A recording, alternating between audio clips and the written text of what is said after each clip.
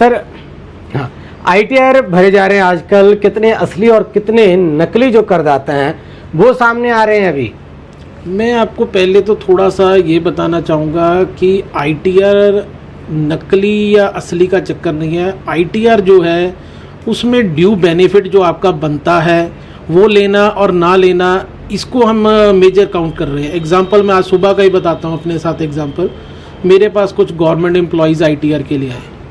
उनकी जो आईटीआर है, जबकि आज के टाइम में 87A की रिबेट के बाद भी 7 लाख तक है प्रोविज़न, उनकी इनकम उससे भी हायर थी। उनके पास कोई भी 80C की डिडक्शन नहीं थी, कोई भी और डिडक्शंस का प्रोविज़न नहीं था, तो ऑटोमेटिकली उनका टैक्स बनना था। लेकिन मेरे एंड पे उनको बताया गया कि आपका जो टैक्स है वो डिपॉजिटेड जो है वो 33,000 है, तो आपका ऑटोमेटिकली कुछ ही रिफंड बनेगा। देवर इंटरेस्टेड कि सारा रिफंड बने, वो कैसे बन सकता है? आफ्टर ऑल गवर्नमेंट के एंड पे जो प्रोविज़न है उससे बाईपास तो हम कर नहीं सकते। तो इसीलिए जो उसको बाईपास करने के लिए 80C में झूठा डिडक्शन दिखाते हैं या बाकी डिडक्शंस को झूठा दिखाते हैं, वो ऑटोमेटिकली 100% रिफंड करवा देते हैं। बट वो कोई भी प्रोफेशनल जो कि एज एन एडवोकेट है या सीए, वो ऐसी कभी भी गलती नहीं करेगा, क्योंकि वो हमेशा डिपार्टमेंट के साथ अच्छे से चलना पसंद करता है। अगर आप ऐसा नहीं कर रहे हैं तो कौन से वो लोग हैं जो कि ऐसे, मतलब कि एक तरह से मान लिया जाए कि अपने टैक्स को चोरी करना, सरकार से छुपाना, ऐसे लोगों के मनोबल को बढ़ावा देते नजर आते हैं? देखो, कोई भी एडवोकेट, मैं फिर बोलना चाहूँगा, कोई भी एडवोकेट या सीए जो कि प्रोफेशनल है वो कभी भी ऐसी गलती नहीं करेगा, और वो हमेशा ही टैक्स प्लानिंग तो करवा देगा। That can be done. वो शुरू में बता देगा कि 80C की डिडक्शंस में ये अलाउेबल है, आप ये पहले से प्लान कर लो, या आपको इंटरेस्ट जो है कोई भी बिल्डिंग का है उसकी प्लानिंग कर लो, या आप मेडिक्लेम का प्लानिंग कर लो। मतलब they can help you in planning out the tax plannings की, जिससे आपका टैक्स जो है वो कम हो सके। बट वो आपको कभी भी गलत आईटीआर भरने के लिए और गलत डिडक्शन दिलाने के लिए कभी कमिट नहीं करेगा।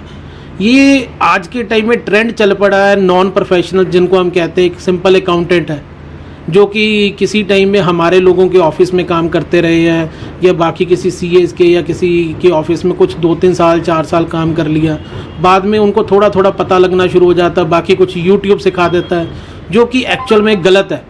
और वो सिर्फ और सिर्फ ये देख लेते हैं कि हर चीज़ के अंदर कॉलम फिल कर लेंगे तो ऑटोमेटिकली टैक्स कम होना शुरू हो जाएगा, जबकि वो जो कॉलम फिल कर रहे हैं डिडक्शंस में वो टोटली गलत है। तो मैं सबसे बड़ा इसके ऊपर जो पॉइंट आउट करना चाहूँगा वो है कि आज के टाइम में जो नॉन प्रोफेशनल्स, जो कि सो कॉल्ड अपने आप को अकाउंटेंट्स भी जो आज के टाइम में अपनी जो लोगों के सामने डिपिक्ट करने लग पड़ेंगे, that we are CA, that we are advocate. मेरे पास कई ऐसे मसले पिछले दिनों में भी आए जिसमें कुछ अकाउंटेंट्स ने अपने आप को डिपिक्ट किया as a we are CA, as a we are advocate.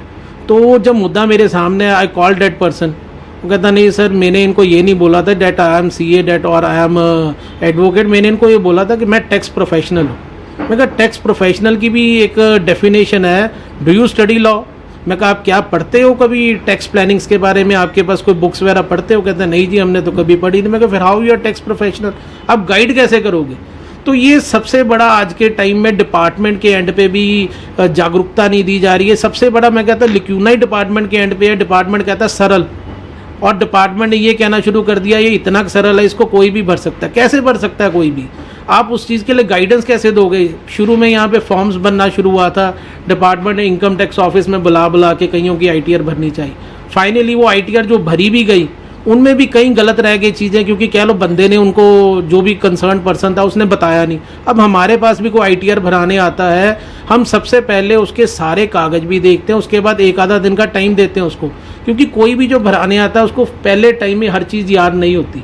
वो धीरे धीरे हमारे को प्रॉपर डॉक्यूमेंट्स देता है। जो हमारे पुराने क्लाइंट्स चलते आ रहे हैं हमें उनका रूटीन में पता होता है, जो नया क्लाइंट है उसको हम थोड़ा सा टाइम देते हैं।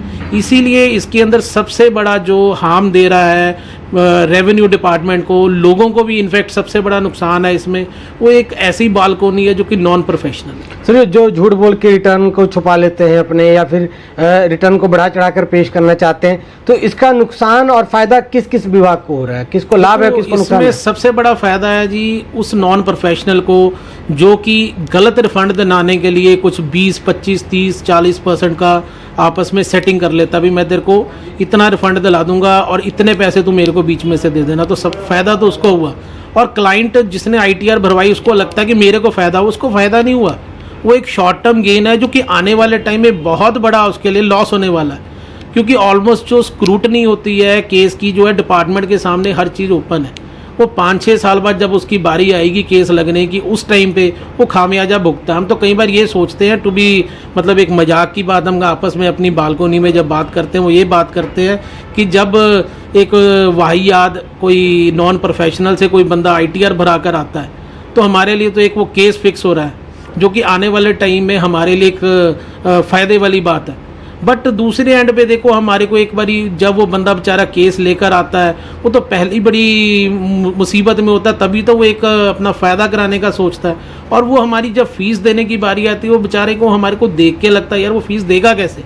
तो सबसे बड़ा लूज़र जो है मैं कहूँगा इसमें करदाता खुद ही है जो ITR भरा रहा है। क्या कुछ संदेश आप देना चाहेंगे सर ITR भरने वाले देश के नागरिकों को?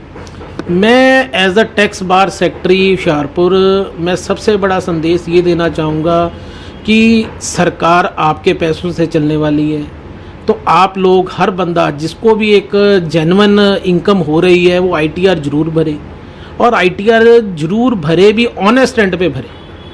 ऐसे वैसे बंदों से मत भरवाई जाए, नॉन प्रोफेशनल से ना भराई जाए कि 6 साल के बाद आप ही को उसका खामियाजा भुगतना पड़े। देखो, आप उसको पहले फ़ायदा दोगे, उसके बाद मुझे भी मेरे जैसे कौंसल्स को या CAs को फ़ायदा दोगे, क्यों? आपका केस फिक्स हो जाएगा।